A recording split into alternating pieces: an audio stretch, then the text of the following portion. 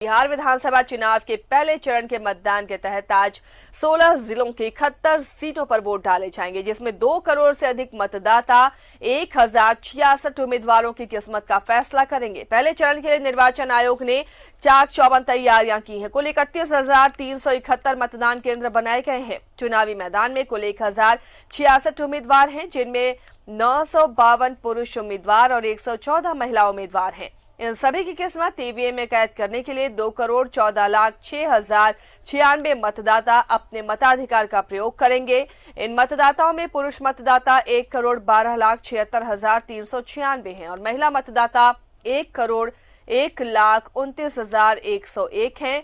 Third gender 599 हैं। चुनाव के पहले चरण में राज्य सरकार के 8 मंत्रियों की परीक्षा है। इनमें कृषि मंत्री डॉक्टर प्रेम कुमार, शिक्षा मंत्री कृष्णनंदन वर्मा समेत शैलेश कुमार, जय कुमार सिंह, संतोष कुमार निराला, राम नारायण मंडल, विजय कुमार सिन्हा और ब्रजकिशोर बिंद, इन सबकी इन पर नजरें हैं। पहले चरण में जिनके भाग्य का फैसला होना है, उनमें राजद के 42 तो जेडीयू के 35 उम्मीदवार शामिल हैं। इसके अलावा भाजपा के 29, कांग्रेस के 21, माले के 8, हम के 6 और वीआईपी के 1 प्रत्याशी इस चरण में ताल ठोक रहे हैं।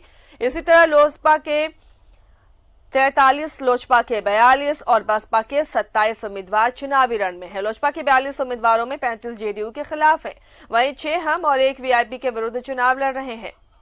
इधर कोविड-19 के बीच हो रहे चुनाव के मद्देनजर निर्वाचन आयोग ने सुरक्षित मतदान के लिए कई दिशा निर्देश जारी किए हैं और इन दिशा निर्देशों के तहत मतदान केंद्र में मतदाताओं की संख्या 1600 से घटाकर 1000 कर दी गई है।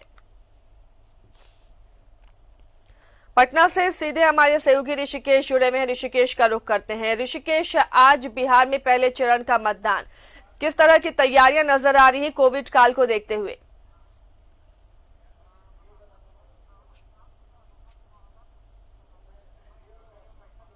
क्योंकि पैंडेमिक के वक्त में ये ऐसा पहला चुनाव आयोजित किया जा रहा है जो सबसे ज्यादा क्राउडेड होगा। मैं अभी एक मॉडल बूथ पर हूँ, विक्रम विधानसभा है, पटना से सटा हुआ, पर दिल्ली पटना जो राजधानी है बिहार की, और वहाँ की तस्वीर देखिए। अभी हालांकि 7 बजे से मतदान की प्रक्रिया शुरू हो रही थी, लेकिन अभी थोड़ा वक्त और लग सकता है, 2 या 4 मिनट का वक्त और है। आखिरी कोशिश की जा रही है, लेकिन यहाँ पे देखिए कि जो मतदाता है वो अपने कतार में है। सोशल डिस्टेंसिंग इस बार जो नियम, चूंकि 1000 ही एक बूथ पर अधिकतम वोटर हो सकते हैं, तो खास दूरी का ख्याल रखा गया है और गोलाई बनाई गई यहाँ पे। और देखिए कि मतदाता कतार में है और अपने बारी आने का इंतजार कर रहे हैं। आप लगता है संभवतः पहला वोटर है जी। किस तरीके की व्यवस्था है कोरोना के दौर में, आप पहला मतदान कर रहे हैं? जी, हम मेथी तो वोट तो दे आने हैं, वोट तो देने आवे किए हैं, मास्क लगा। व्यवस्था कैसी है? व्यवस्था कुछ नहीं है कोरोना के, ना कहाँ कुछ कोरोना का व्यवस्था। तो मास्क लगाई हुई है? तो मास्क लगाई हुई, तो आज मास्क लगा के आए हुए हैं, वोट देने आए हुए।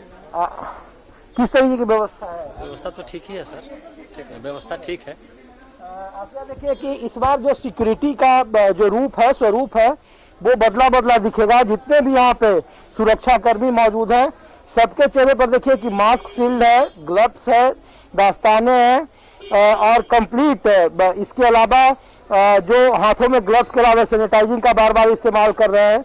और जितने भी लोग हैं, ये देखिए, ये पहले ऐसे अब सुरक्षा की तस्वीरें होती नहीं थी, तो ये कोरोना के दौर में बदले हुए काल में ये तस्वीरें हैं। सुरक्षा को लेकर के संख्या कम कर दी गई है बूथों पर कोरोना को लेकर। अब 1000 वोटर्स ही एक बूथ पर रहेंगे, लेकिन जिस तरह अब सोशल डिस्टेंसिंग और जो कोविड की वजह से जो तमाम तैयारियां प्रोसीजर होगा, इसकी वजह से मतदान भी देर होने की उम्मीद है। देखिए आसिया, मैं वही बोल रहा हूँ कि 7 बजे से मतदान का समय शुरू है, लेकिन अभी इंतजार किया जा रहा है, अभी भी आखिरी तैयारियां की जा रही है। जब हम लोग सुबह आए यहाँ पे, ग्रामीण इलाका है, तो बताया गया कि रात तक कोई तैयारी नहीं थी, सुबह आनन फानन में चीज़ों को तैयार किया गया है, लेकिन अब कोशिश की जा रही है कि बहुत जल्द मतदान शुरू करवाएं, उसकी प्रक्रिया शुरू करें। ये मॉडल बूथ है, हालांकि चुनौतियां बड़ी है इस बार स्थानीय प्रशासन का, जिला प्रशासन का, वोटरों के सामने।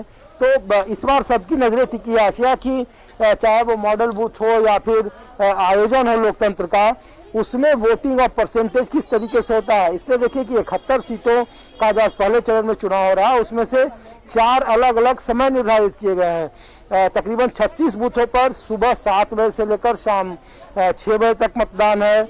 36 बूथों पर इसके अलावा 32 बूथ ऐसे हैं जिसपे 7 बजे से लेकर के 5 बजे तक मतदान है।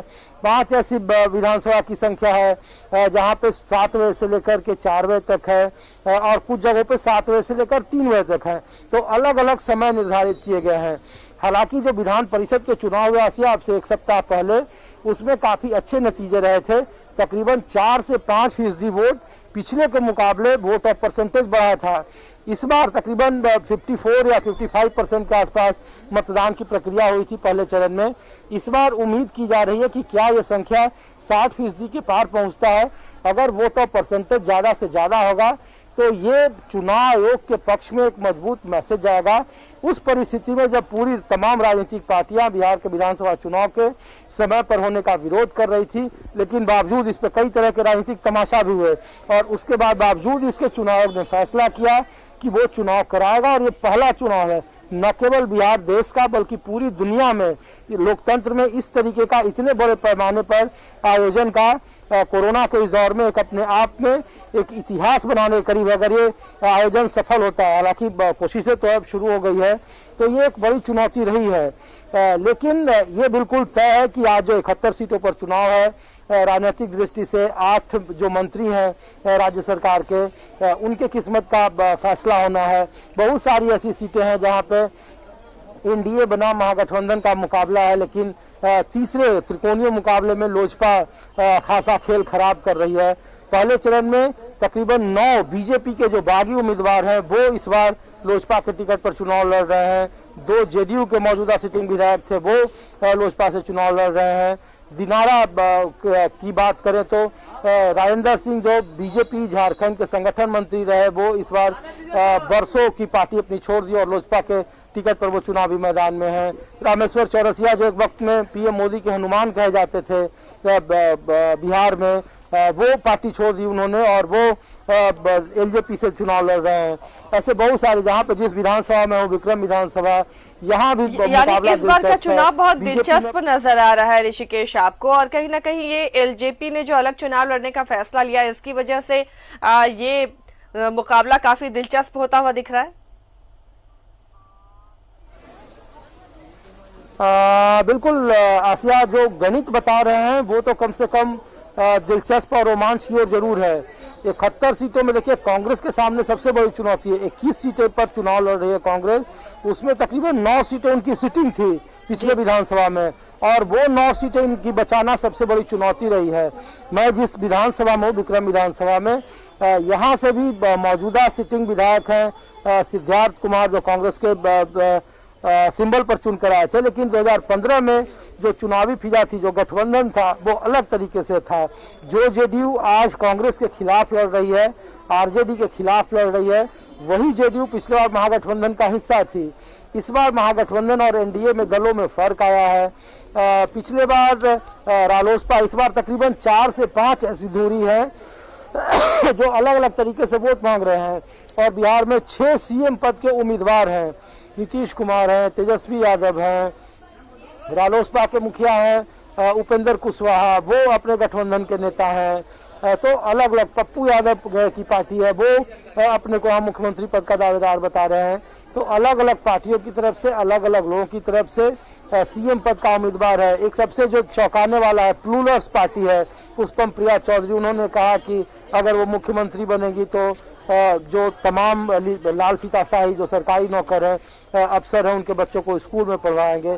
तो इस तरीके की बात है, लेकिन ये बातें बिल्कुल स्पष्ट है कि बिहार का चुनाव पहली बार रोजगार के मुद्दे पर लड़ा जा रहा है या कृषि और किसानों के मुद्दे पर लड़ा जा रहा है। जो हर बार बिहार में बात होती थी सांप्रदायिक ध्रुवीकरण की, जात पात की, वो इस बार कम से कम चुनाव में गायब है, कम से कम साफ तौर पर। अभी देखिए अब से थोड़ी देर पहले तेजस्वी यादव 8:30 बजे प्रेस कॉन्फ्रेंस करेंगे और रोजगार के मसले को सामने उठा रहे हैं। कल भी 24 घंटे पहले उन्होंने बात की थी। चिराग पासवान है, उन्होंने नीतीश कुमार को आरजेडी का एजेंट बता दिया, आरजेडी के साथ मिलकर काम कर रहे हैं। तो काफी कंफ्यूजन वाली स्थिति रही है और काफी पेच वाली बिहार की पॉलिटिक्स है इस बार। तो ये कहना मुश्किल है कि महागठबंधन और एनडीए के चुनावी गणित में कौन बाजी मार ले जाएगा, लेकिन जिस तरीके के मुद्दों के आधार पर जिस तरीके से आने वाले वक्त में सियासतें लड़ी जा रही है, उसको लेकर के कहा जा रहा है कि बिहार का चुनाव पहली बार जो पार्टी तेल पिलावन लाठी घुमावन रैली जैसी का आयोजन करती थी, वो पार्टी बिहार में नौकरी, रोजगार, कृषि, किसान जैसे मुद्दों की बात कर रही है। और तेजस्वी यादव जो मुख्यमंत्री पद के उम्मीदवार है, लगातार नीतीश कुमार को चौतरफा घेर रहे हैं। जवाब में नीतीश कुमार की तरफ से भी, एनडीए की तरफ से भी कोशिश हो रही है, लेकिन चूंकि 15 साल का शासन रहा है, लिहाजा इस बार सरकार के पास जवाब देना काफी मुश्किल भरा काम हो रहा है।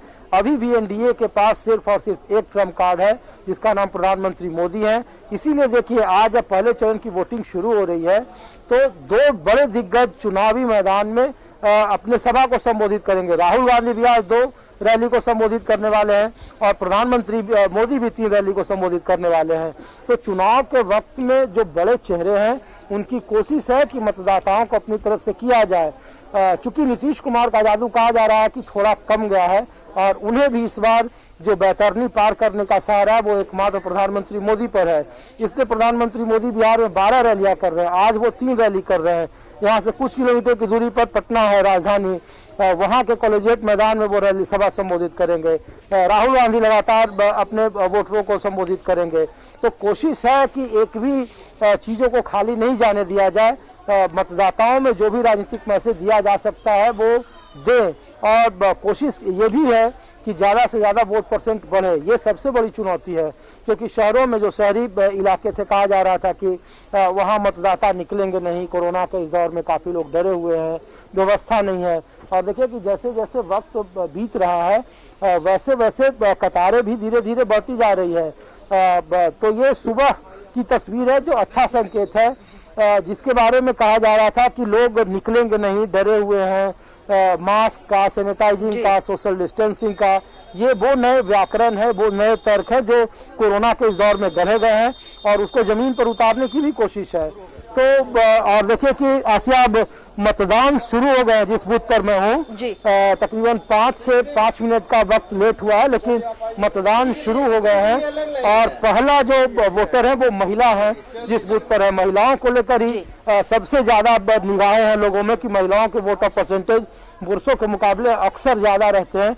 तो इस बार महिलाओं का मिजाज क्या होगा, कितने वो बढ़ चढ़ कर हिस्सा ले रही हैं, ये चीजें बिल्कुल स्पष्ट है कि जो लोग भी आ रहे हैं, सुरक्षा कर्मी भी उन्हें बोल रहे हैं कि बगैर मास्क को आपको एंट्री नहीं होगी। चलिए, तो तमाम इंतजामों के बीच मतदान शुरू हो गए ऋषिकेश, जो तस्वीरें आप हमें दिखा रहे हैं।